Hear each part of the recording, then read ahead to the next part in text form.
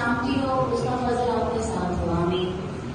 खुदा के पाक सबक की ताज़ीम, उसकी शुक्रगुजारी के लिए नारा बुलंद करेंगे, क्योंकि आज खुदाए कदूस का पाक सबक है।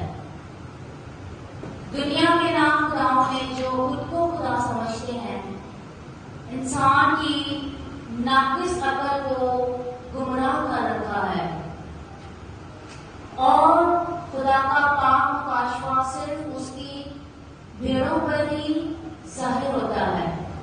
वो अपने मुकाशवा को हर एक पर जाहिर नहीं करता। सो आज आपको पता होना चाहिए कि आज आप खुदा के मुकद्दस से पाक सबक में दाखिल हुए हैं।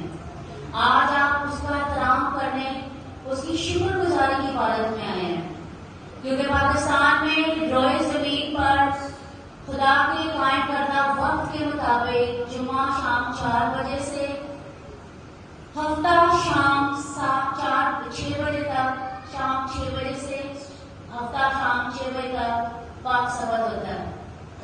पाकिस्तान में जुमे को शाम 6 बजे सबक स्टार्ट होता है और हफ्ता शाम 6 बजे तक सबक रहता है, 24 घंटे। सो खुदावन ने अपने पाक सबक के दिन की कसम खा करता है और उसने इस दिन को तमाम दिनों पर अव्वल तरीन, फजल तरीन करार दिया है।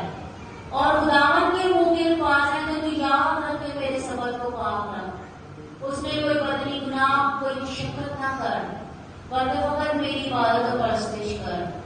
सो खुश नसीब है वो दुल्हन को फिर जो खुदाए कुदूस की मर्जी के मुआफिक आज इस हैकल में और रोए जमीन पर जहां जहां इस टाइम खुदा की वो तमाम हैकलें जो खुदा को ऑनर, खुदा को जलाल देने के लिए, उसकी ग्लोरी के लिए खुली और उसकी इबादत और परस्तिश कर रही हैं, वहां पर तमाम मंसूब हमें परस्तार और उसकी अजीम कलीसिया जो उसकी बरगजीदा और चुनी हुई है, क्योंकि बुलाए हुए तो खुदावन की पाक ज़ियाफत पाक सबक में बतेरे हैं।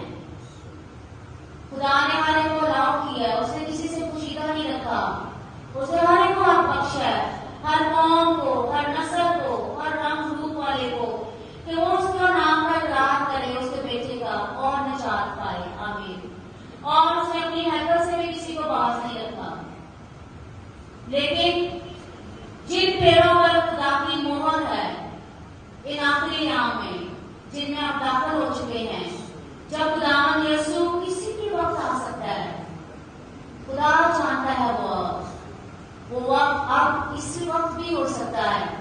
तो हम मुबारक तरीन होंगे। मैं भी ये कहूंगी कि काश वो दिन उस वक्त हो जब खुदा की पाक हैकल में हम सब मौजूद हों और यहाँ से खुदा हमें अपने जलाल में कबूल करे, हम सब रैप्चर हो, क्योंकि खुदावन यीशु जल्द आने वाला है, वक्त बहुत नजदीक है।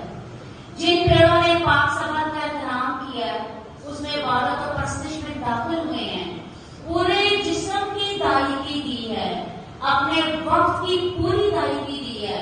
शाम 6 बजे वो हैकल में मौजूद थे, उन्हें खुदा की आज ताजा रोटी जो अब खुले तो, क्योंकि वो जिंदगी की रोटी है, मौजूद है, वो हमारी दुआओं का जवाब अपने कलाम के वसीला से देने को तैयार है। उस सब पेड़ों पर खुदा का रहम रखने को है, देने को है। तो मुबारक है वो कौम जिसका दूल्हा जल्द आने वाला है। मुबारक है वो बोए जिसका जुबान चुराहा झांकता, हर वक्त झांकता है और ना उठता है ना सोता है, ना सिर्फ झांकता है बल्कि उसकी खातिर जान कुर्बान करता है। खुदावंद यीशु ने हम सबकी कीमत अदा की है। उसने मौत, इब्लीस और कब्र पे फतह पाकर हमें शरीयत की गुलामी से निजात और रिहाई और फतह बख्शी है। उसने मौत, इब्लीस और कब्र पे फतह बख्शी है, क्योंकि जब हम शरीयत की ताबे थे तो हम गुनाह में मुलव्वस थे, क्योंकि वहां इतने हुक्म थे कि हम एक इंसान का अमल करना बस से बाहर था। इंसान 10 भी मांगता तो 10 को रद्द कर देता और फिर गुनाहगार ठहरता। जब खुदा कदूस ने देखा कि इंसान के लिए सब कुछ मुश्किल है, तब उसने अपने बेटे की कुर्बानी को गुजारा हम सबको अपनी गुनाह की लानत से